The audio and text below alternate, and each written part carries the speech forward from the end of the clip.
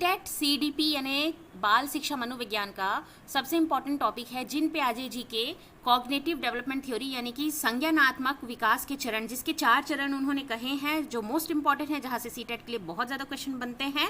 तो हमने last video में आपको इसके बारे में बताया था कि इसकी 4 स्टेज होती है। पहला होता है सेंसरी मोटर स्टेज, दूसरा होता है प्री ऑपरेशनल स्टेज, तीसरा होता है कॉन्क्रीट ऑपरेशनल स्टेज, फोर्थ होता है फॉर्मल ऑपरेशनल स्टेज। तो लास्ट वीडियो में मैंने आपको डिटेल में सेंसरी मोटर स्टेज यानी कि शैशव अवस्था के बारे में, जो कि बर्थ से 2 साल तक होती है, क्या क्या उसके फीचर होते हैं, किस तरह के बदलाव आते हैं, बच्चा कैसे सीखता है, क्या ग्रोथ होता है, ये सब के बारे में डिटेल में चर्चा की थी। तो आप मेरे वो लास्ट जो वीडियो है उसको आप जाके देख सकते हैं सीडीपी की प्लेलिस्ट में, और नीचे डिस्क्रिप्शन में मैं उसकी लिंक डाल दूंगी। और आज हम देखेंगे दूसरा, तीसरा, चौथा यानी कि pre operational stage, concrete operational stage और फॉर्मल स्टेज। ये तीनों को आज हम समझेंगे डिटेल में, क्या होता है, क्या उन्होंने कही है इस बारे में, कैसे बच्चे ग्रो करते जाते हैं, बड़े अडल्टहुड तक पहुंचते हैं, तो क्या क्या उनमें शारीरिक और मानसिक तौर पे बदलाव आते हैं। और इससे रिलेटेड क्वेश्चन के नेक्स्ट वीडियो में मैं आपको प्रीवियस ईयर में सीटेट का जितना भी क्वेश्चन पूछा गया है प्रीवियस ईयर में, जिन पियाजे जी के जो संज्ञानात्मक विकास के सिद्धांत है उसमें से सारे क्वेश्चन कराऊंगी, ताकि आपकी अंडरस्टैंडिंग अच्छी बन पाए, आपकी तैयारी मजबूत हो, आपका जो एग्जाम में क्वेश्चन सॉल्व करने का अप्रोच हो वो भी अच्छा हो सके। ये सब कुछ हम जानेंगे वीडियो में, ठीक है, पार्ट पार्ट में। तो आज हम ये जो संज्ञानात्मक जो विकास के जो सिद्धांत है उसके बारे में, जो बाकी 3 जो बचे हुए थे वो हम कंप्लीट करेंगे। चलिए आगे बढ़ने से पहले, मेरा नाम है निर्मला साहू, आप सभी का स्वागत है मेरे यूट्यूब चैनल नीरूज लर्निंग हब पे, जहाँ पे मैं आपको सीटेट कंटेंट और पेडागोजी दोनों की तैयारी कराती हूँ, हर सब्जेक्ट की। और मैंने बीएड में टॉप किया हुआ था, सीटेट पेपर 1 पेपर 2 में सेल्फ स्टडी से क्वालिफाई मैंने किया हुआ है। As a PGT English teacher मुझे टीचिंग में कई सालों का एक्सपीरियंस है। चलिए बिना समय गंवाए हम समझते हैं। तो पहला हमने जो सेंसरी मोटर स्टेज है, लास्ट वीडियो में मैंने आपको समझाया था, पहला जो होता है आपका सेंसरी मोटर स्टेज, दूसरा होता है प्री ऑपरेशनल स्टेज। आज हम ये समझेंगे। प्री ऑपरेशनल स्टेज जो होती है 2 से 7 वर्ष की होती है बच्चों की, ठीक है।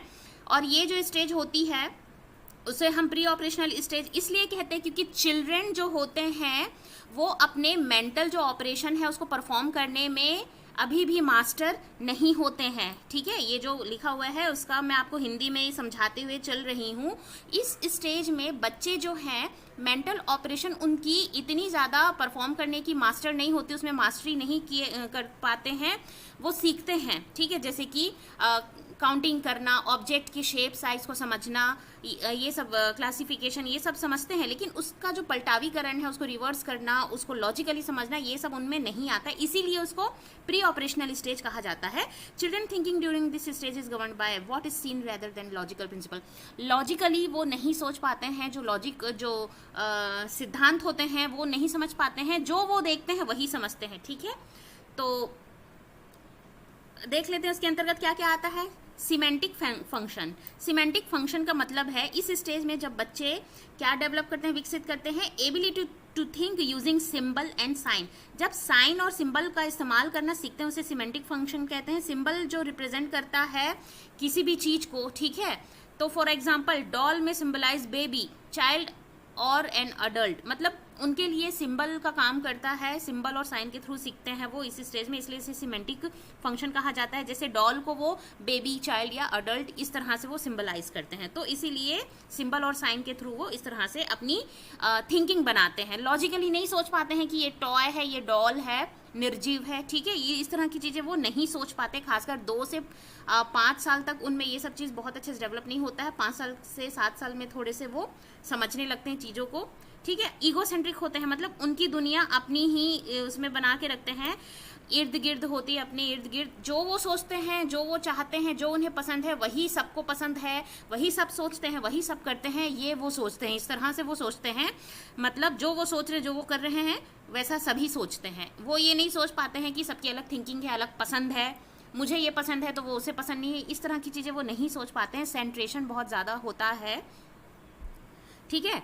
ईगोसेंट्रिज्म इसीलिए कहा गया है क्योंकि जो कुछ भी वो अपने बारे में सोचते हैं, जो कुछ भी वो उन्हें पसंद होता है, वो सोचते हैं कि सभी वही ऐसा सोचते हैं, वैसा करते हैं। जैसे children believe that their way of thinking is only way to think, मतलब जो वो सोचते हैं वही सही है, ठीक है।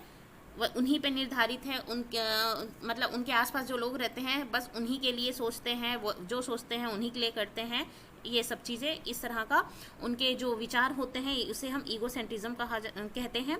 डिसेंटरिंग का मतलब है आपका pre operational child has difficulty in seeing more than one dimension, एक से ज़्यादा पक्ष को वो नहीं देख पाते हैं, वही ईगोसेंट्रिज्म या सेंट्रेशन की बात ही यहाँ पे कही गई है।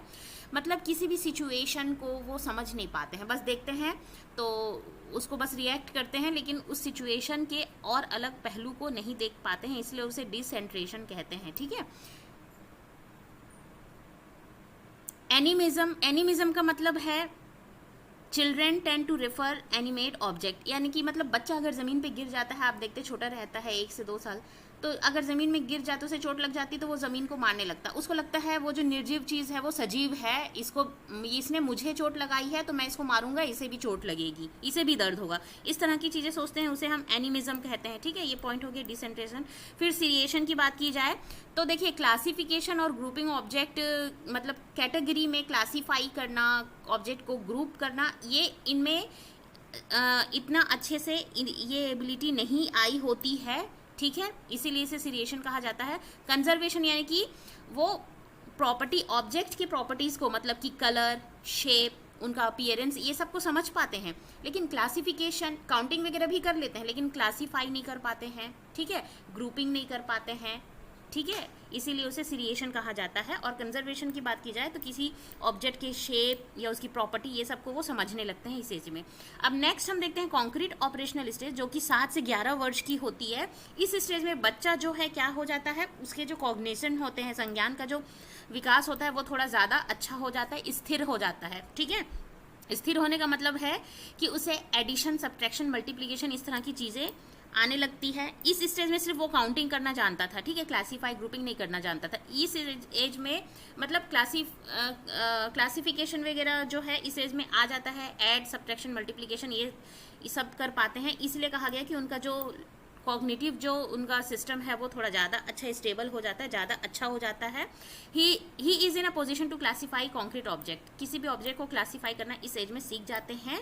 और उनकी जो रैशनल थिंकिंग जो है वो भी अच्छी हो जाती है, तेज हो जाती है, ज़्यादा अच्छे से सोच पाते हैं। अगर एक उदाहरण की बात की जाए, अगर आप बच्चे को बोलेंगे कि पानी से बर्फ़ बनता है, तो वो ये भी जानता है कि बर्फ़ वापस पानी बन जाता है मेल्ट होके।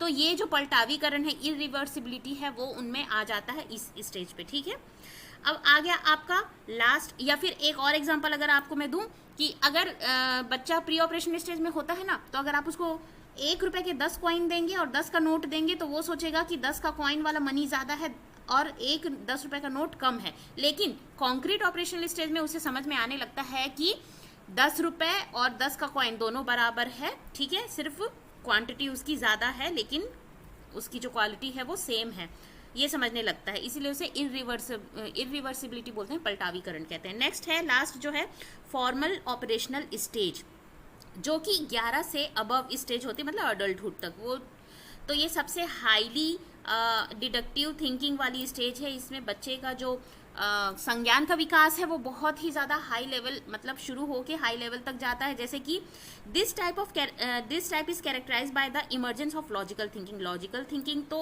आ ही जाती है, रीजनिंग भी करने लगता है, तर्क वितर्क भी करने लगता है, other important cognitive attainment during this period.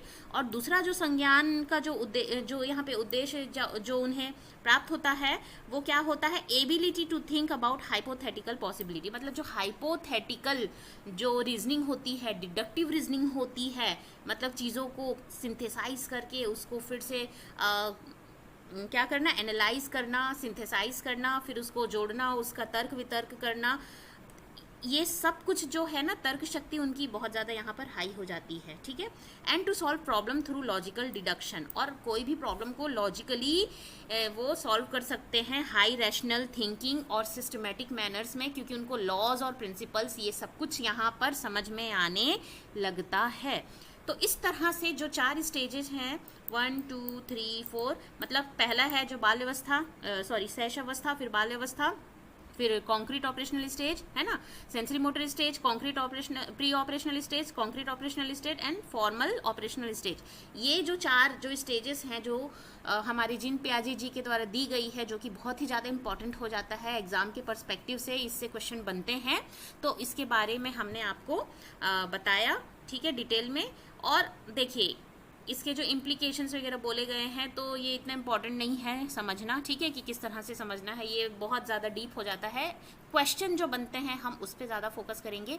Next जो मैं आपको वीडियो लेकर आऊँगी आपके लिए, इन जो 4 जो स्टेजेस हैं उसमें से किस तरह से क्वेश्चन पूछते हैं और प्रीवियस ईयर में क्या क्या क्वेश्चन पूछे गए हैं, वो सारे क्वेश्चन हम करेंगे नेक्स्ट वीडियो में। और तब तक के लिए पढ़ते रहिए, आगे बढ़ते रहिए कुछ। और आपको जो ये आज की वीडियो हेल्पफुल लगी हो तो लाइक शेयर सब्सक्राइब ज़रूर कीजिएगा। कोई डाउट हो तो कमेंट करके ज़रूर पूछिएगा। Thanks for watching, thank you.